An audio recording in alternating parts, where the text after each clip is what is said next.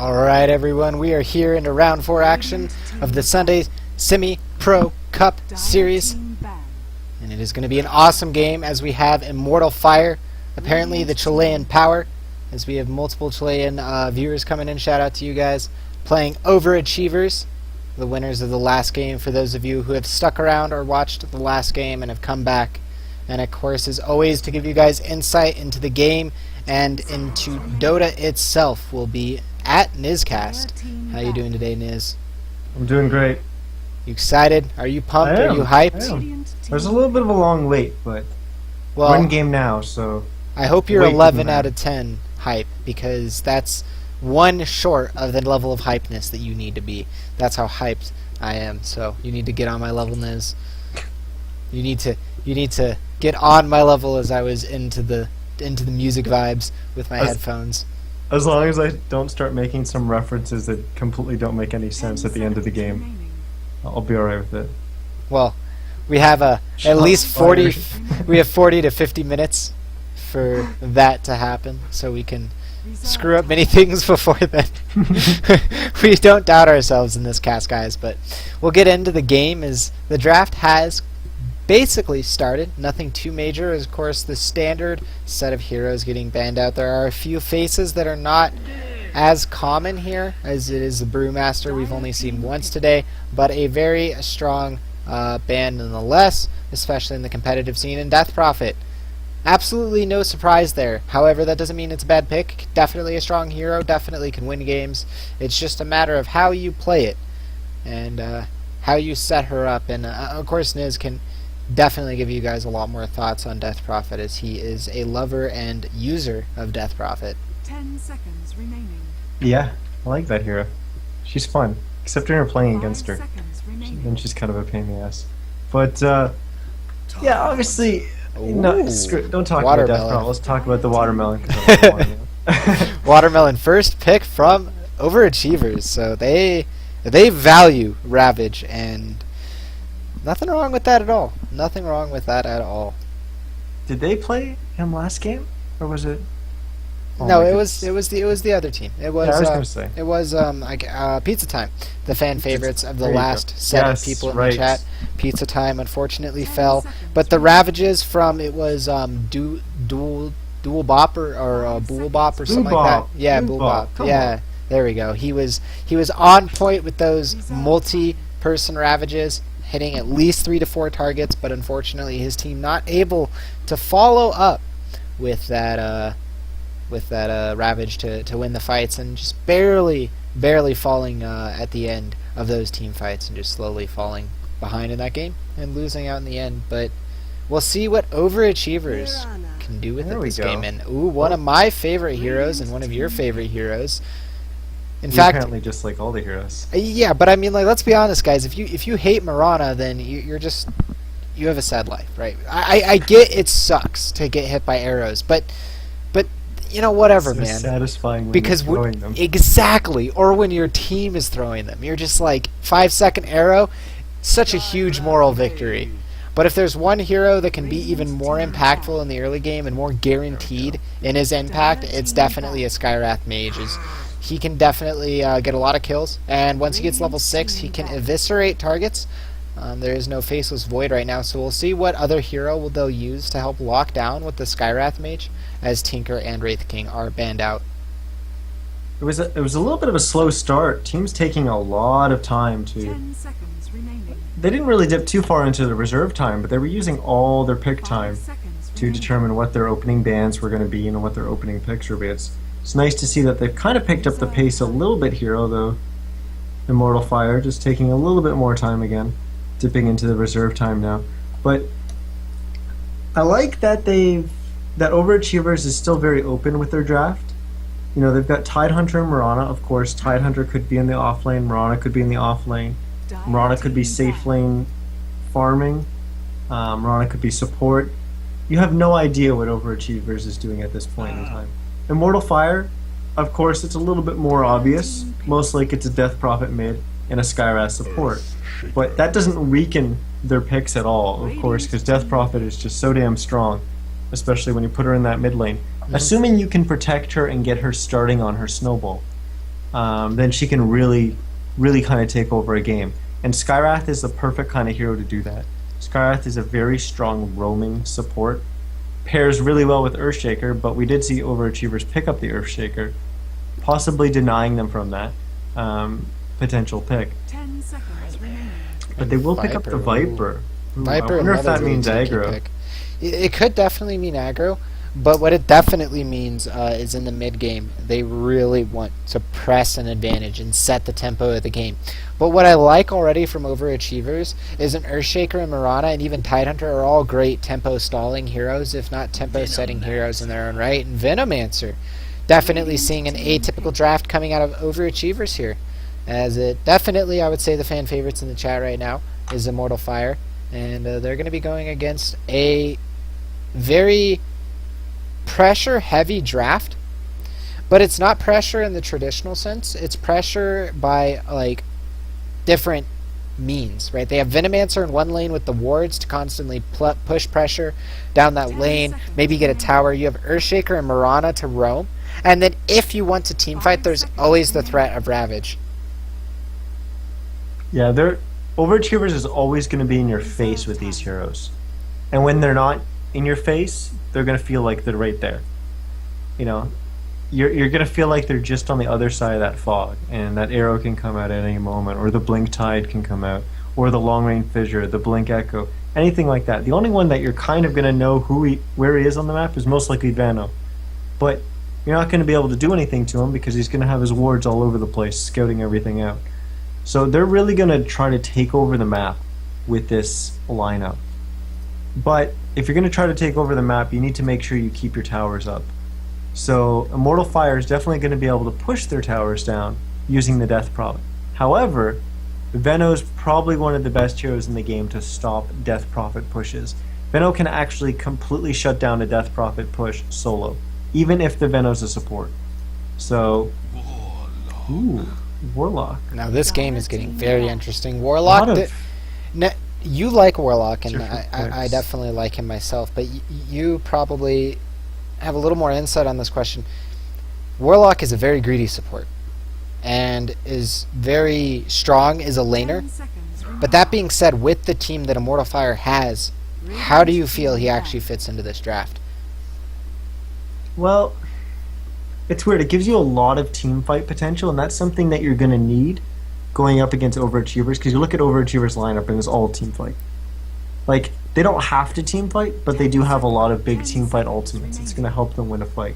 So you needed something like that on your team. You can't just rely on Exorcism. You know, Skywrath is good for picking off one hero.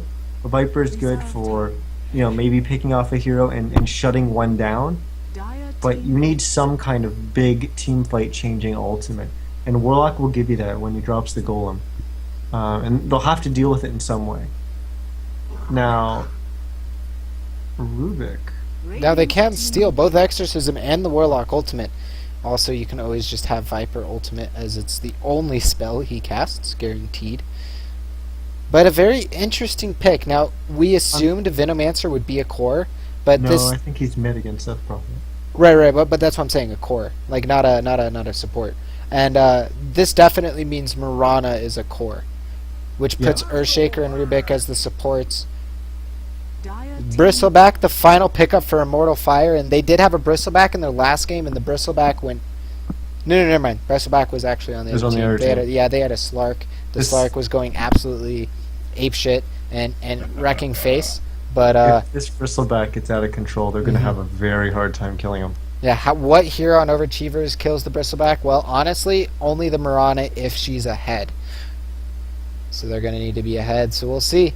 Overachievers looking to set the tempo early on. Immortal Fire looking to fire back with team fight potential as well as good tank ability.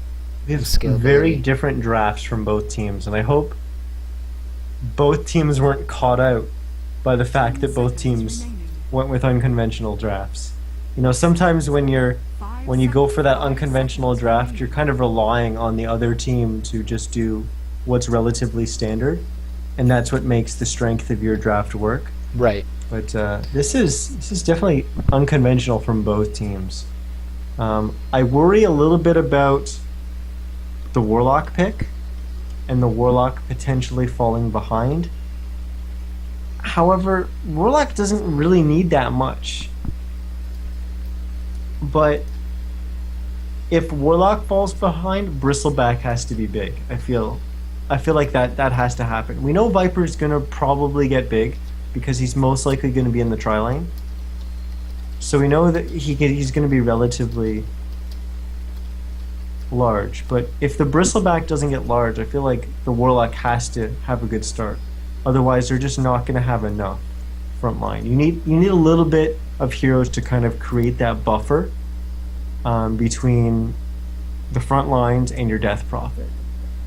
You know, Death Prophet likes to be in there casting all her spells and having her exorcism deal a lot of damage, but she also doesn't like heroes being on top of her, swinging away at her. So you need some kind of heroes to create that frontline buffer.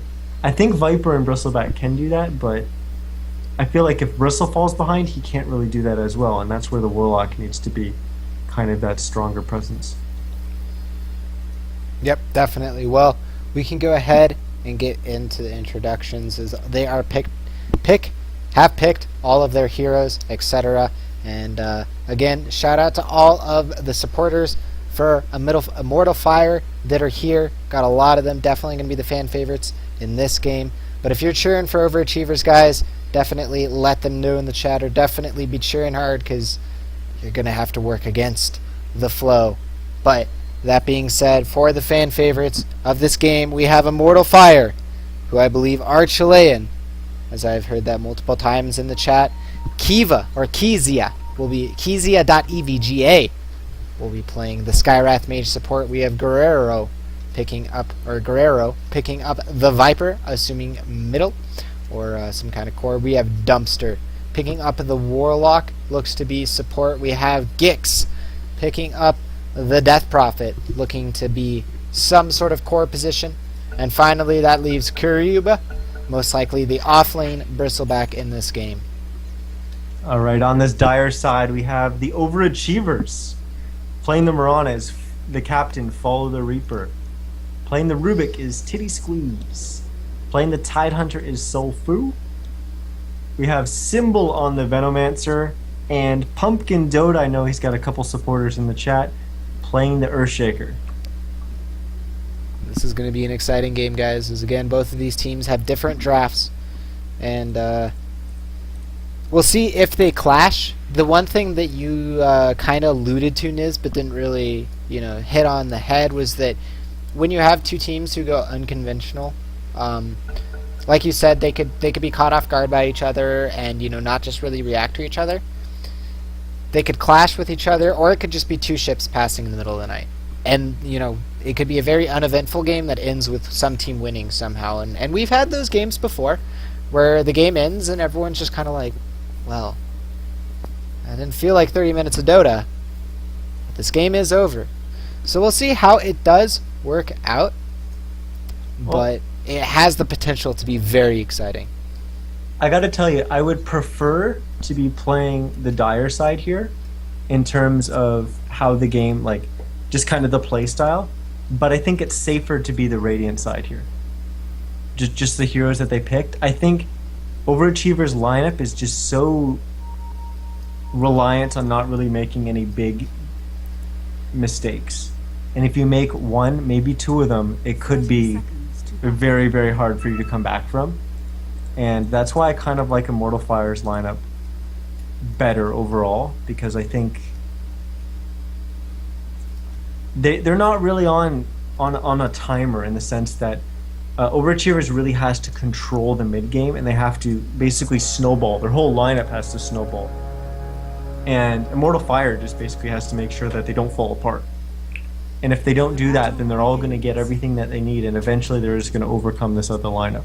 Maybe I'm underestimating what effect this core Venom. Rubik might be the first to fall, as they actually deny the haste. Rubik isn't going to be able to pick it up, and honestly, with that slow and right clicks, Rubik should be the first blood, as Immortal Fire, specifically Kezia, is the first one to draw blood in this game, picking up 400 gold. And Niz, you've talked about it before, and you have another chance to talk about it now. Boots first on a Skywrath Mage is something you do not want to be playing against. Well, not he boots didn't first, actually go boots first, but he is going to be able to pick his boots up very, very early. Try to make that dramatic, Niz. Why'd you ruin my hype, Niz? I mean, if you didn't screw it up, it would have been a lot easier. Oh, and the shots are real on this stream. No, just kidding, guys. But yeah, boots on him is going to be terrifying for the rest, or for this early game set phase, and we already see it going. Is Mirana actually skilled arrow? They don't know that because she hasn't used it yet, but she has skilled it, so she doesn't have the escape mechanism quite yet. Yeah, that's a little interesting that he chose to actually skill the arrow rather than just holding on to a skill point. Normally, I think you would just hold on to your skill point unless you were right about to throw the arrow, then you'd skill it and throw it. But he did choose to do it. It doesn't matter now. He did hit level 2, so he does have a leap. But yeah, they need to be a little cautious here. You spoke about the Skywrath being really scary with the boots. There is worse heroes that could get boots first. Skywrath isn't the worst. I think it would be much more threatening if the Rubik got the boots in this situation, because that would really give them another really strong way to initiate. But of course, he died, so he doesn't have those boots. Nope. But this is a huge advantage for them, getting the boots up on the Skywrath. Once they get boots up on Warlock too, that's going to be really, really strong. Because Warlock's attack animation is really, really good. That's why you typically actually see him run in the mid lane quite often. Just because his attack animation and his attack damage is really, really strong. So when he gets boots on a support, he can do a lot of harass damage, similar to like what Witch Doctor can do. He's got a really good right click, a lot of good damage coming out of him. Well, we are seeing a rotation from the supports, and Rubik is actually going to pick up this Invis. We'll see if they can get something with that. There is no ward for the Radiant side to scout out where what's his face is, Earthshaker. However, they will see Titty Squeeze pick up this Invis. It's on him to run the opposite direction that he wants to gank, and then go for it. It looks like they're just going to go ahead and give it to Symbol, let him bottle it up. This ward actually does give vision up until this point, so they are aware that he is over there. They will also see him escape. Niz, until the action picks up here, I want to prompt a question to you. Tidehunter and Bristleback, both melee dominating heroes. In this lane situation, who do you give the advantage to? Well, I'm going to have to say it's slightly Tide favored, which is kind of weird. But I think Tide is really tanky, so it's hard for Bristleback to really kind of burst him down. If you look at like a Bristle versus Doom, Doom isn't tanky, and he really struggles with taking a lot of damage. But as I'm saying that, Tide's getting put in a lot of pressure. Yeah, dropping down to 55 HP. Yeah. But now Bristleback's gonna get to a point where he's having mana issues. So that's kind of the point I was getting to, with Tide being really, really tanky. As long as he doesn't let the stacks get really, really high, he should be able to use his life regen to out-regen the mana pool of Bristleback. But Bristle's actually looking like he is actually taking control over this lane. So now I guess the advantage has definitely shifted to Bristleback. But either way, I don't think it was a very big differential between the two heroes. I think both heroes, I say this a lot in the 1v1 offlane matchup, but I think both heroes are going to get what they want. It's very hard to stop the Tidehunter from being able to get his Blink Dagger at any kind of reasonable time. Yeah, no, and Bristol will also get his item. It's two melee dominators going up against each other, and so I guess two melees that dominate melees going up against each other. So it's very even just by the nature of that. However, Death Prophet is definitely dominating the charts right now. 38 CS for her. His Symbol's only been able to secure 15. So maybe a little bit of lack of securing those hits, as he does miss one right there. But this is translating into a big advantage for Gix right now, as he has an unbelievable amount of gold. Actually, no, he's been farming. Oh, I know where it's coming from. Dota Raptors. You miss a kill, and you don't point out the obvious. As Dumpster does get the kill on Mirana, but Niz, you were going to correct me and say that he's been getting ward last hits. And yes, that's it. That's his last. Still gold. It's still gold though. Is it 15? Still gold, 11 to 16, correct? Is the actual bounty?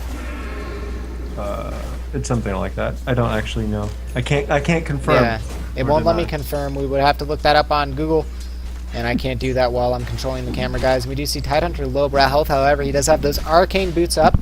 getting what he needs. We've talked about that before, but Dumpster getting hit up by a Fisher and Arrow. The Rubik actually gets the lift over the Fisher, but Titty Squeeze taking a ton of damage from the Viper, as well as the Skywrath Mage will fall. However, they do get the Warlock. Tidehunter falls in the background of that in the bottom lane as Bristleback was able to secure that kill, but it looks like Tidehunter gets the return kill anyways as he dies to the tower. And in this top lane, there is no more action that's going to happen. And of course, did not see what happened in bottom lane, guys, but yeah, that Bristleback did die diving the Tidehunter, but he did get the kill. Even though there was a trade there, regardless of who killed who first, I still think that's actually advantaged Bristleback a bit, because now he has a full mantle.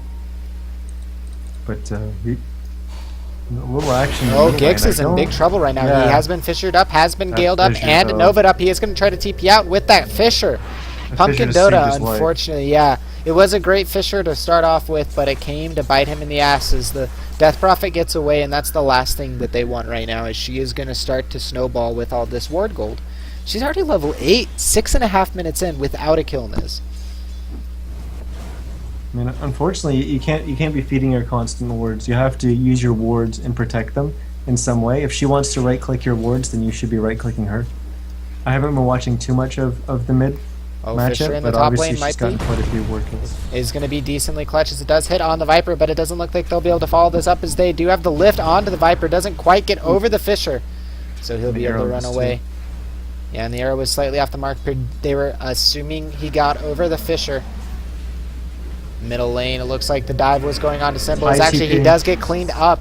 Tide does want to TP to turn this around. Salfu is there. He does have access to Ravage, but I don't think he wants to blow it. With Symbol already on the sidelines, and the scoreboard is 5-2, guys, as we already see a 3,000 gold and experience lead in favor of Immortal Fire, as they are doing a very good job early on in this game. And the arrow, actually, this is the turnaround that OA needed. They need to get more kills like this, as they will try to finish up the Viper, and I think they'll get it with that last right click, and they do. Follow the Reaper with the double Starfall, gets that kill. Will he get out with his life as the Shadow Word, as well as the right clicks from Skywrath Mage? And the Arcane Bolt will nab him. That kill is actually, he doesn't get away alive, and maybe that wasn't so good anymore.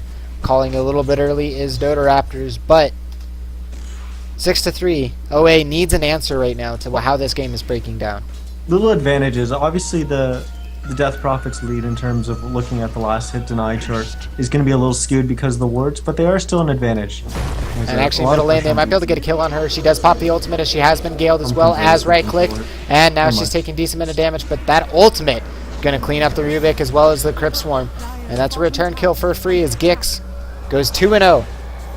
His team 7-3. And actually, Bristleback in the bottom lane, going to make it 8-3 as he dives under the lane, and now the arrow going to miss on, not gonna hit, but the power hit in top of the Fade Bolt from Titty Squeeze is going to be enough to clean that up. But 3 heroes are in the middle lane for Immortal Fire. Warlock, level 6 because of the pressure and the kills that they've been able to get. Tower taking quite a bit of damage, 840 HP already, but the wards from Venomancer are going to be able to push them back in this situation. And the game should stabilize out a little bit now. Maybe not as the concussive shot is flying out. Doesn't look like they want to initiate. They do know that Earthshaker is there to throw out the Fisher and stall it up. But Guerrero, this entire time, is sieging in that top lane, looking to get that top T1 tower.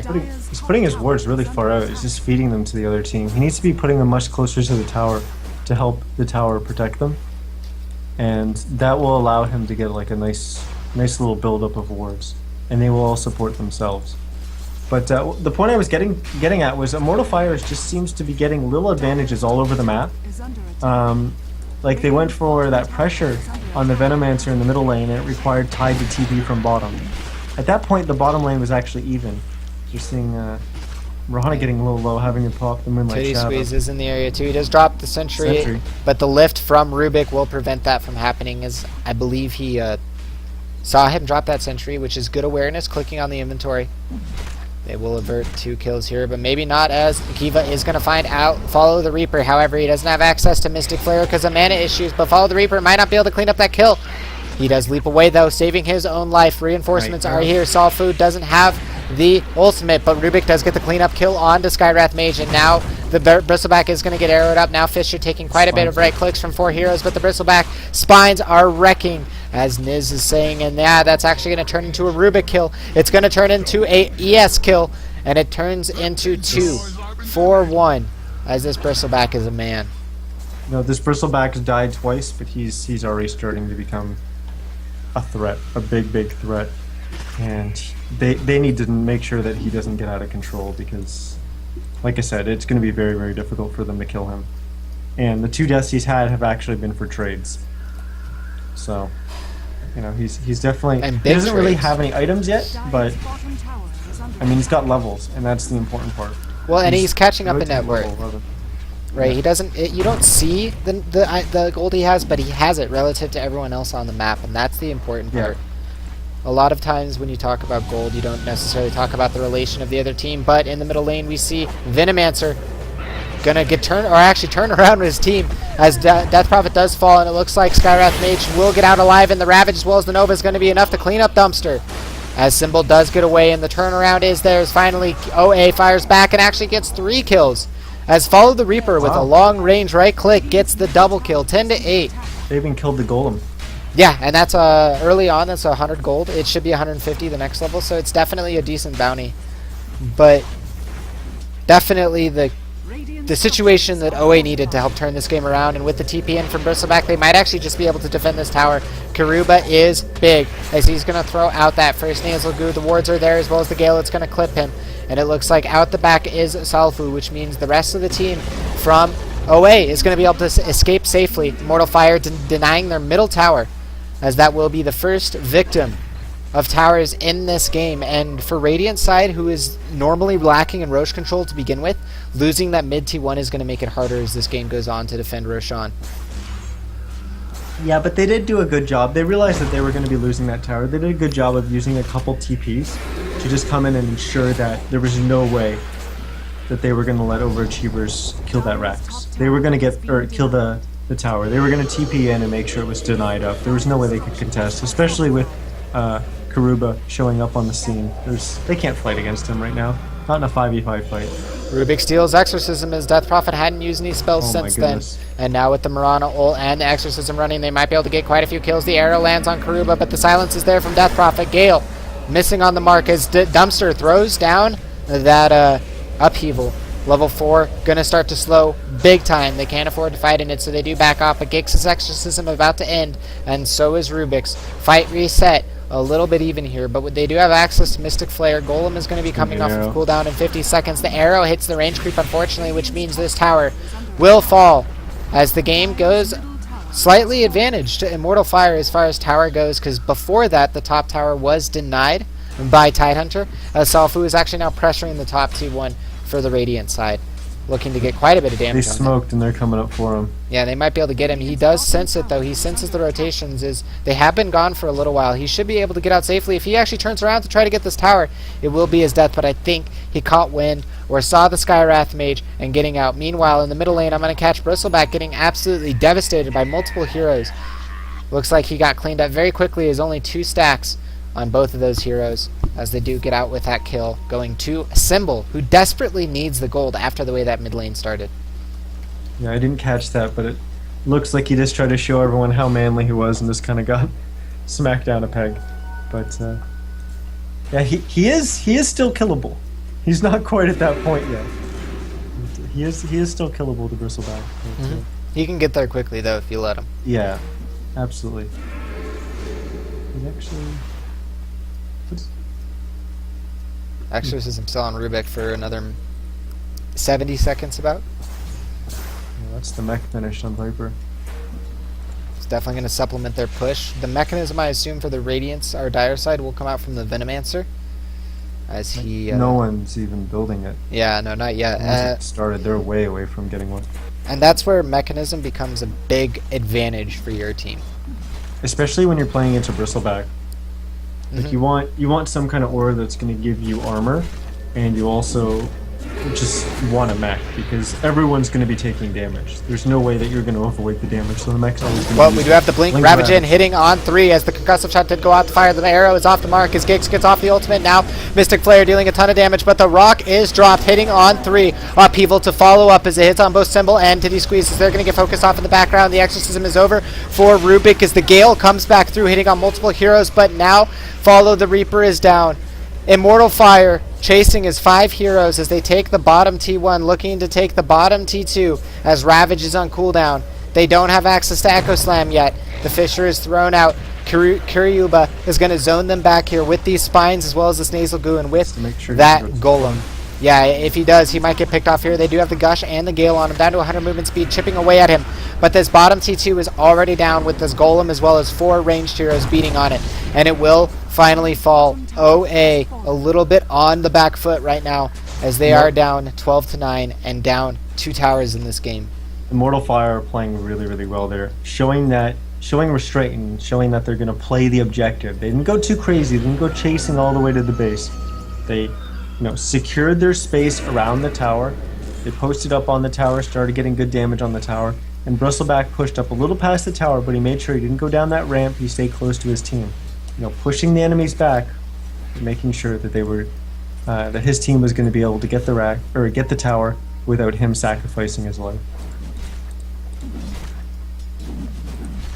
Well, definitely agree with that, but this smoke up is something that they're going to need, and if they can get a successful gank off of this, it would help them get a foot back in the door for this game. It is only 3, and they are about to match up versus 3. Smoke is revealed in the middle of a creep wave, and the first target is Bristleback. He does get galed up as well as Arrow. The focus is there, but now they get the upheaval onto 3 with the Mystic Flare. Titty Squeeze is getting evaporated. Symbol is going to fall next as he does get the Nova off, but he's going to fall right after, and now follow the Reaper on the run. 26 seconds until he has leap, but the heroes chasing him are low, and he might have the option to turn around. He does. He throws the Starfall, gets the kill on the Death Prophet, and so falls the Skywrath Mage, making it 3-2. OA getting a decent trade, but not the best trade.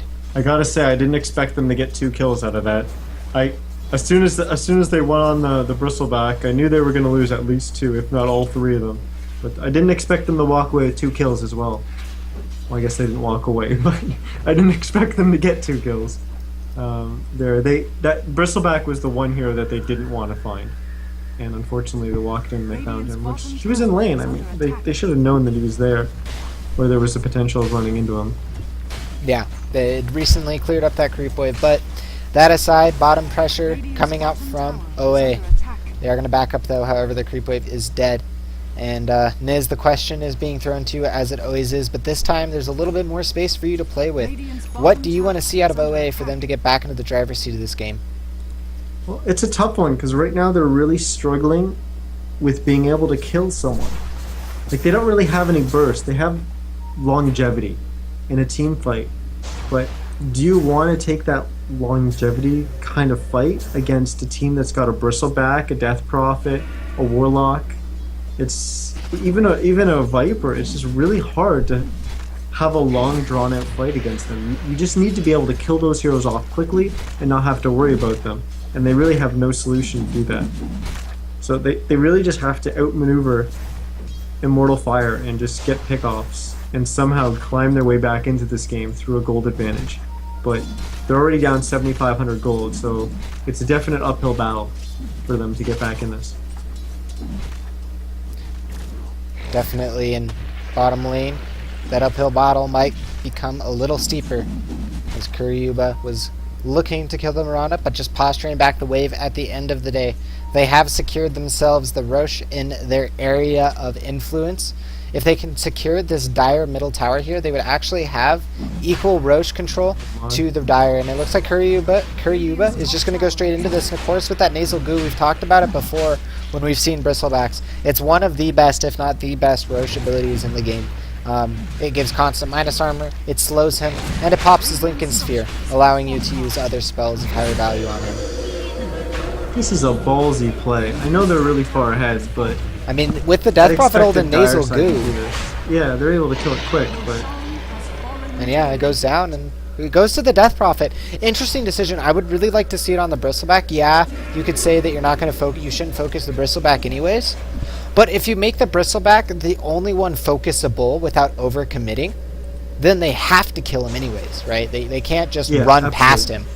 So, interesting decision there. We'll see how they work out with it. As exorcism ends and this tower fortification is used. Oh, there's the Moonlight Shadow. And OA really wants to take this Reverse fight. Blink on Earthshaker. And does he have Echo Slam? The answer is yes. He does throw out that Fisher.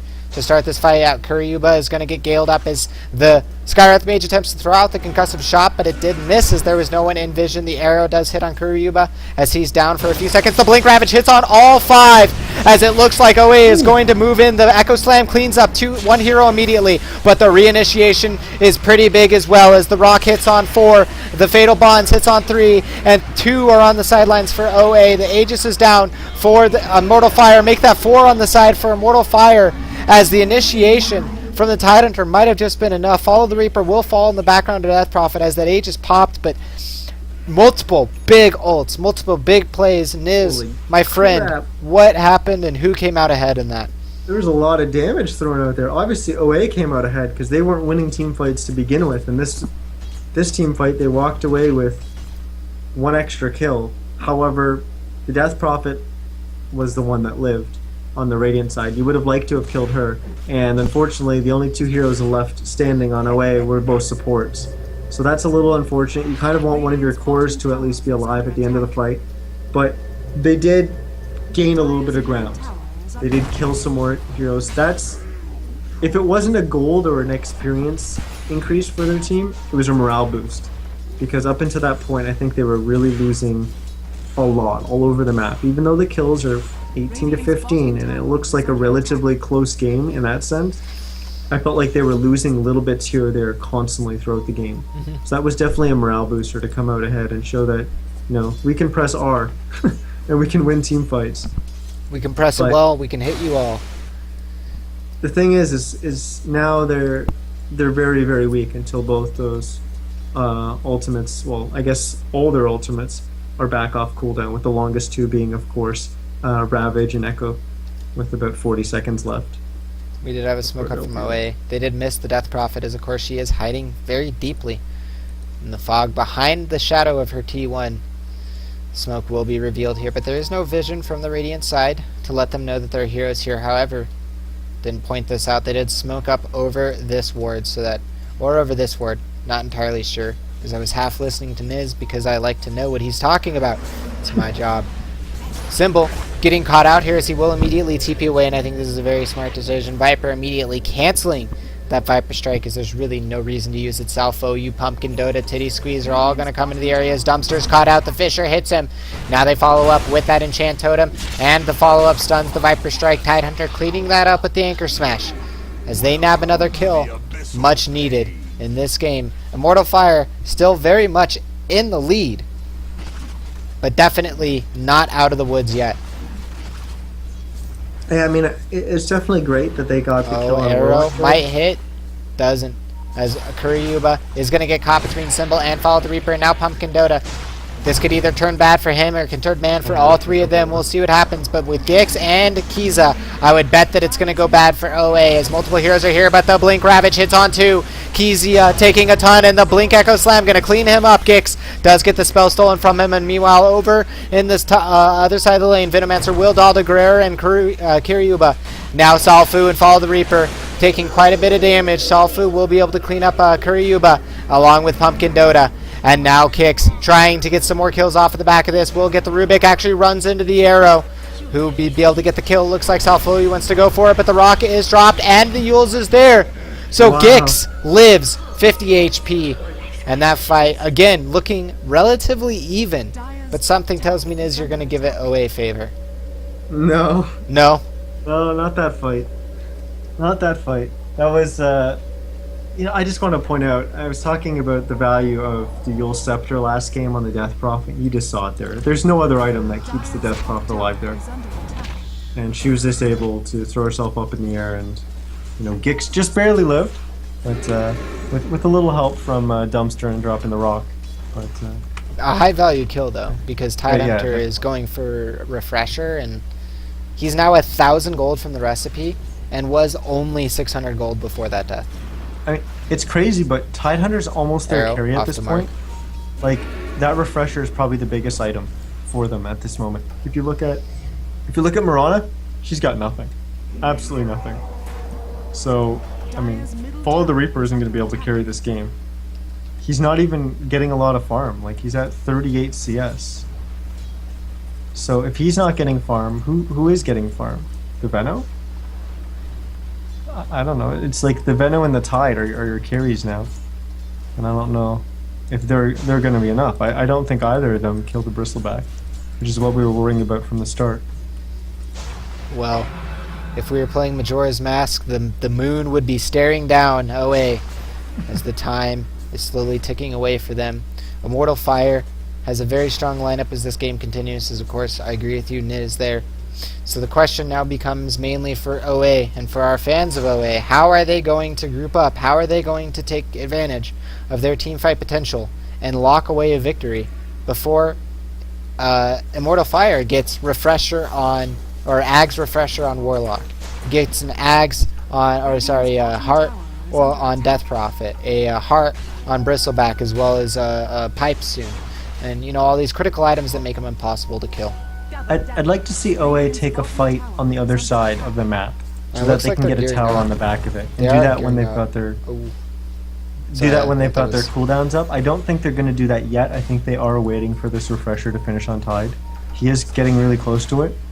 1850 for that recipe, or 1875. Can't always remember. It is 18. No, it's 1725. They've changed it. Yeah, they have changed it. Bottom tower does get denied by kicks.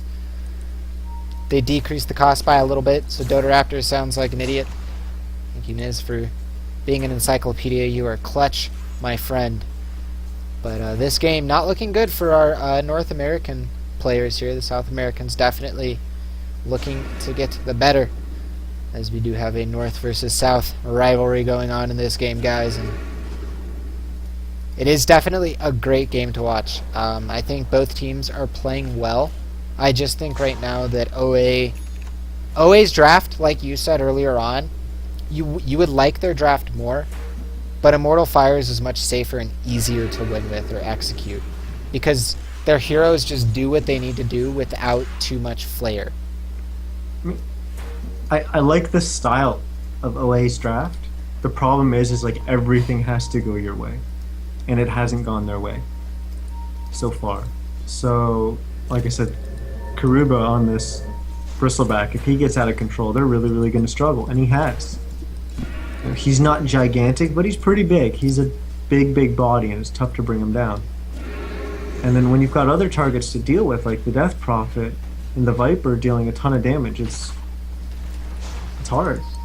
Well, we'll see how hard it is, Niz, as this is going to be a 5-on-5. Yeah, and like you said, Refresher is up, so look for the Ravage to be huge and my lungs to be out of air as this fight will begin. Middle tower, 240 HP. Spread. They are, and the Tidehunter off to the side waiting for his moment. Pumpkin Dota, the same, as they do smoke up the Tide and the Earthshaker, guys. Look for this wraparound initiation to be huge, as they are going under a ward, and that's actually more important that they go under a ward than not, because now the Radiant's not going to assume this positioning at all. We'll see if OA can pull it off. Immortal Fire might be in a bad position here. The Ravage goes off the first one. The Refresher is used, but the Silence goes on to him, preventing the second one. The Rock is dropped, as well as the Mystic Flare, but the second Ravage goes off, hitting on 4. 2, 1 is already down. The Viper for Immortal Fire. Now 3 are down, 2 for Immortal Fire, 1 for OA as the Tidehunter takes a fall. Chase goes on to Symbol as this fight breaks out even further. Symbol might go down as he does die to the Ghost from Death Prophet, and 2 for 2 as that wraparound gank had a lot of potential, but not quite getting done exactly what OA needed. And it didn't really look like he got much done at all. I actually don't know how that fight went so poorly. I feel like I missed the top half of that fight and how Bristle died and everything. But the Echo Slam, where did it? I didn't call it out, so I feel like the Echo was right on top of where Tide was on the Ravage. It only hit one hero. So it didn't feel like the big ultimates did anything, to be honest. Like they just kind of. Immortal Fire's pre-sped was really good. They had a hero here, they had a hero here, they had a hero here, a hero here, and like a hero here.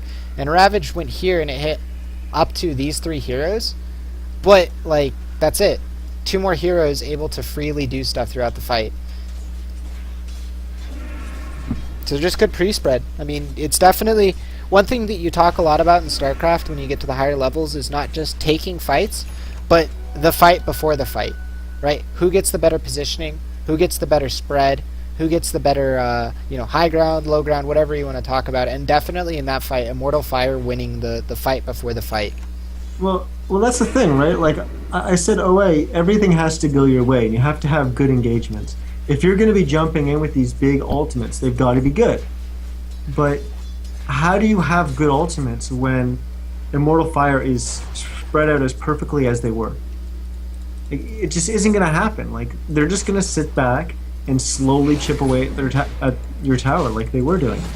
They were showing a lot of restraint. They weren't going in and committing way too much. They were just chipping, playing objectives. And eventually it paid off because OA felt like they needed to do something and it didn't work out. Yep, and the fight will break out here as the invis is used by Mirana. OA looking to take a fighter as the blink echo slam is huge, but Pumpkin Dota is cleaned up just as quick as he went in. Arrow flies out, Guerrero hitting on him, and Ravage is on cooldown, which means so is the refresher. Titty Squeeze is going to get evaporated by Gif and his teammate, the Skywrath Mage, making it a 25-21, 31 minutes in. Aegis going to the side of the Radiant, and this time I believe they put it on Viper, if I'm not mistaken, and they did. Immortal Fire looked very confident there, being in Roche, and that's a pretty scary position to be in. But I guarantee you, most likely one of the supports on Immortal Fire was on top of that Ravage timing, and they knew it couldn't possibly be up yet. And that's why they were so comfortable, because they knew there was no threat of the Ravage. Obviously the Echo Slam came in, but it didn't really do all that much. They need the Ravage on top of it. But now they do have double Ravage. And here it comes. It's actually going to hit on 3 as he blinks behind the lines and gets quite a big one, but he does get sound some of that Skywrath Mage, preventing the second one, and he doesn't have enough mana. Now has enough, but the sound's still there. Gets the Ravage finally hitting on 3 heroes as they hope to clean up the fight in their base, but Guerrero standing tall with Gix is going to be able to clean up Fall of the Reaper, but not with Gix falling first. Guerrero will get out alive most likely, but that Aegis is the cost of it. Will they be able to get a structural advantage? I don't think so. And that means that this game stays relatively even. No team being able to get a major advantage out of that, but Immortal Fire definitely pressing the fight to OA. Yeah, I gotta stop focusing so much on Tidehunter and what he's doing and where his placement is, because everything seems to be happening just a little bit deeper in the fight away from him. That Warlock ultimate seemed to be on point as far as separating the fight. But Silpho actually jumped in on the Tidehunter, threw out the first Ravage, refreshered, and didn't have enough mana for the second. And then he got Skywrath Mage silence. The Skywrath Mage has been on point. I gotta give props to him personally. I think he's been doing a great job. Him and the Death Prophet. Whenever Tide gets his first Ravage off, if they're not stunned, they immediately silence him. And just stall out that second Ravage for as long as possible. Yeah, I have to agree with that. I've been very impressed with how Immortal Fire's been playing all game. I don't think there's a single player on this team that hasn't been performing well. And as a team, they've been playing very well together. They've been very coordinated, and it always seems like they're on the same page. There's never, one hero kind of off a little bit further away or just out of position. They're all playing tight, but spread out at the same time. And it's definitely working really well for them so far. I definitely agree with that. A surprise for me personally is I had no idea who they were going into this match, but apparently they're damn good in Chile and have a lot of fans, as you guys are definitely taking over the viewers and the chat in this stream. Let's see if they can close it out. As they do, they have mounted themselves a relatively large experience and gold advantage. Buybacks are only in their favor, as everyone on OA. Actually, no, 3 people on OA do have buybacks, and most of the people on the Radiant don't. Forgive me, but the experience and gold definitely in favor of Immortal Fire, no questions asked.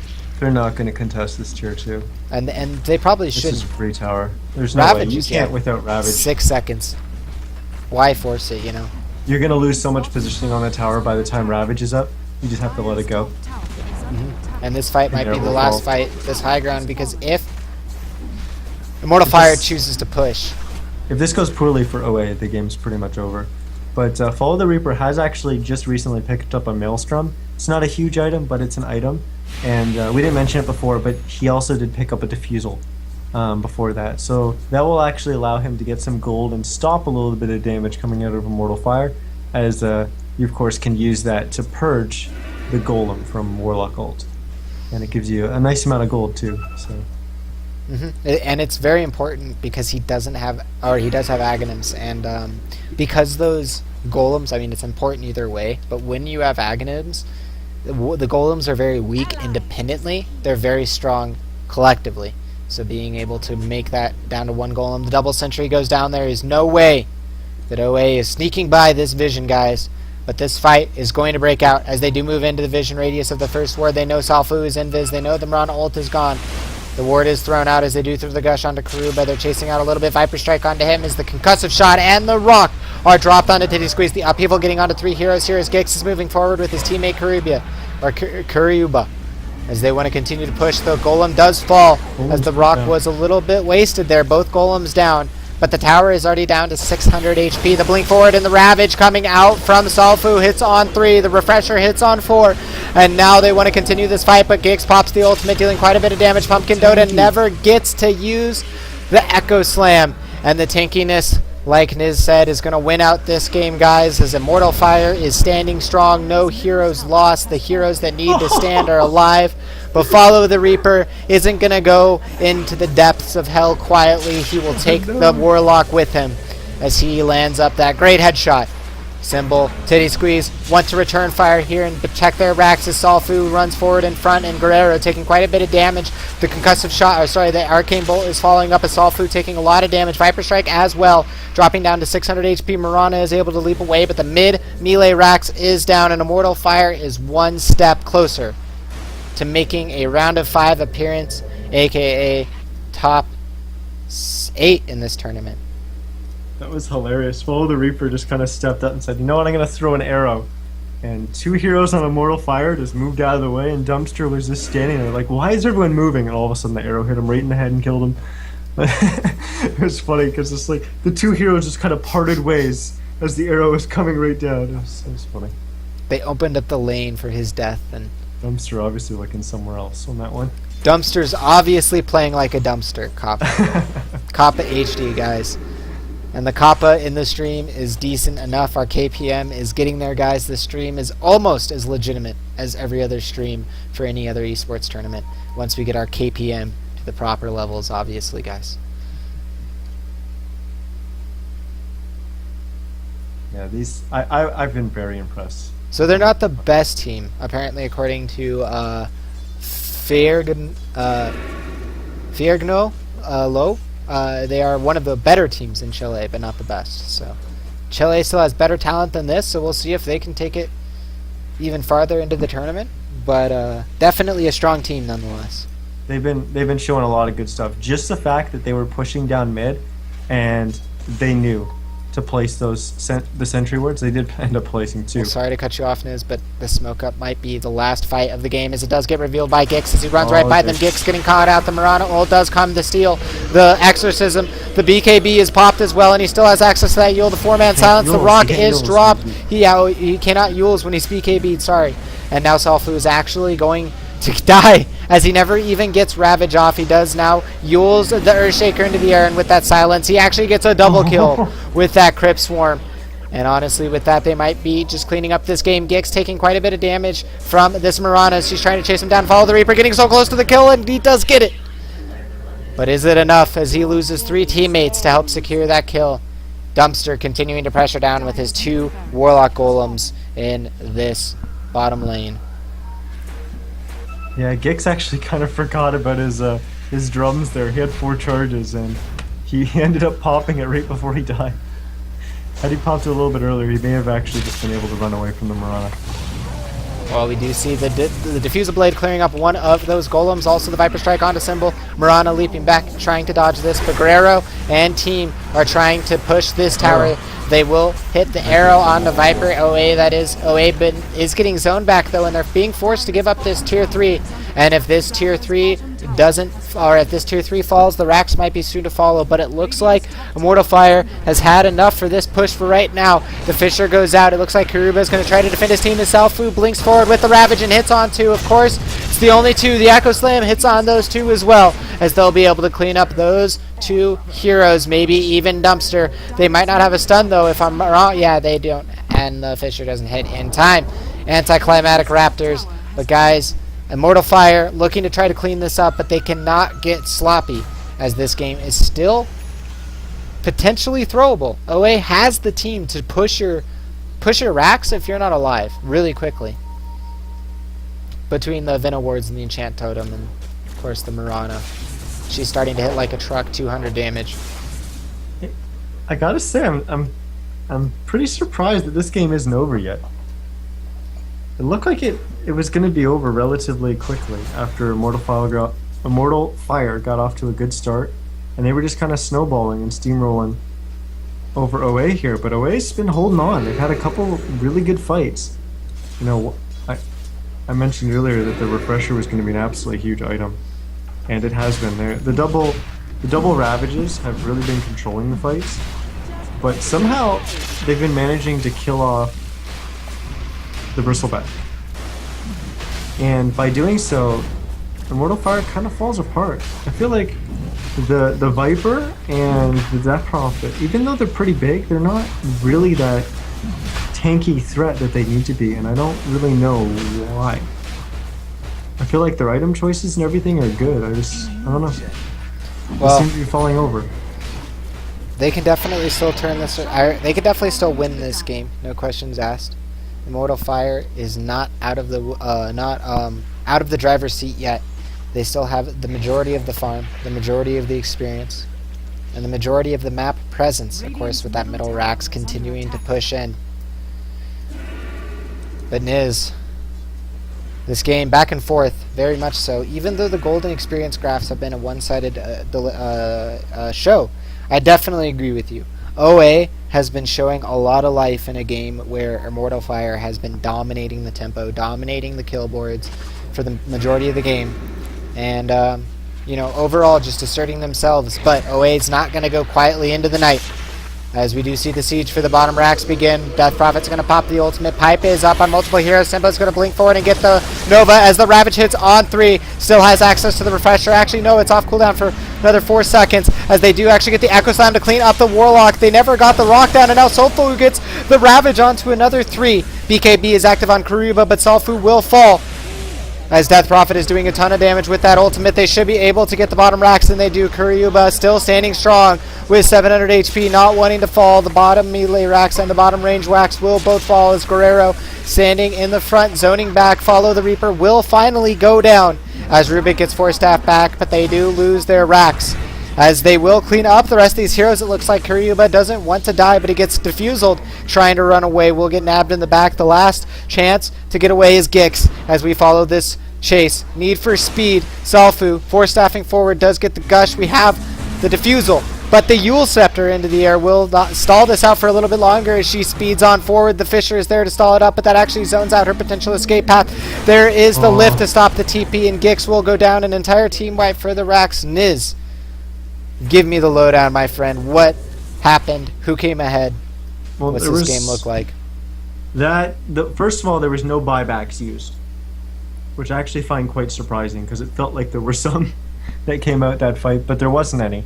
So no buybacks were used by OA. However, they did lose their set of racks, and it's their second set of racks. So I have to say that the advantage definitely goes to Immortal Fire, even though they got wiped, because they're going to be able to put a lot of pressure. And really, they've already shown their ability to have patience and chip away at a tower when they were doing it for the mid-tier 2. And now they're just going to be able to do that for the top tier 3 instead of racks. So what OA needs to do is most likely they need to actually look to engage out here before they even get to their ramp, before they even get to on top of their tier 3 and just kind of chip away. They need to actually surprise them and engage them out here. And that's what's going to give them a chance in the next team fight. Because they just need to surprise their opponent. Right, because if they win these fights but lose their racks, they only have one more time, and then they're out of racks, right? Yeah. And Mega Creeps, it's definitely plausible by any means to come back from 2 racks in this situation, even though OA doesn't have the best lineup for it. But if they lose that 3rd racks, it's impossible for them to come back, I think. It's just so hard, and especially when you're relying on a good Echo Slam and a good Ravage, well, a good double Ravage, you need to kind of catch your opponent off guard before they're ready to spread out. Obviously they're going to go through the ramp to get to the tier 3, but they're still going to stay relatively spread out. They're going to keep like 3 heroes probably in the back. They're going to stay relatively spread out like that, so they're not really going to be able to engage up.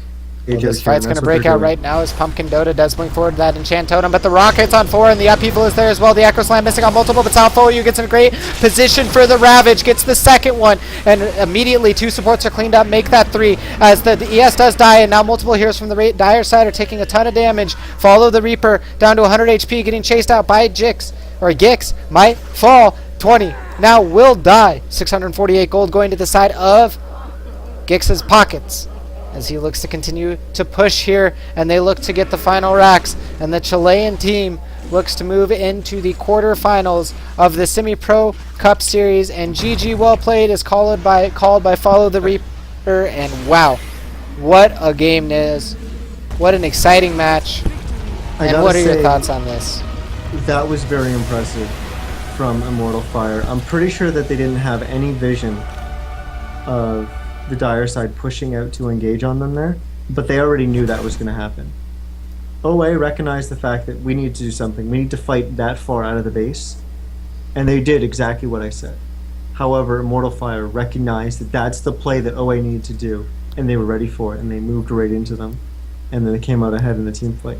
It was a relatively close fight, I guess, but it wasn't anywhere near as close as it needed to be. Immortal Fire definitely came out ahead, and with that, of course, the GG came out.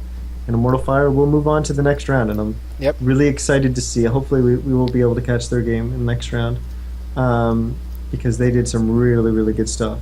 Well, off of that, Niz, most definitely is the answer to your point. 2 things for you guys, the viewers. 1, thank you so much for watching. Actually, 3 things. 2, we will be following Immortal Fire into the next round, so if you are following them, you can stay here as we will be watching them versus the winner of Soup versus Game is Hard. I will update you guys in the chat with where that game is at. And the third and final thing is, if you guys enjoyed this cast, you can follow my Twitch right here at twitch.tv/DotaRaptors. If you want to watch these casts on your own leisure whenever you want to, you can check out youtube.com/DotaRaptors, where everything is uploaded. And finally, give some love to Nizcast on his Twitter at Nizcast, where he will keep you guys updated with what we are watching, who we are watching, and what is going on in those games. So thank you guys so much, and we will be back in the next soon TM time with the next game.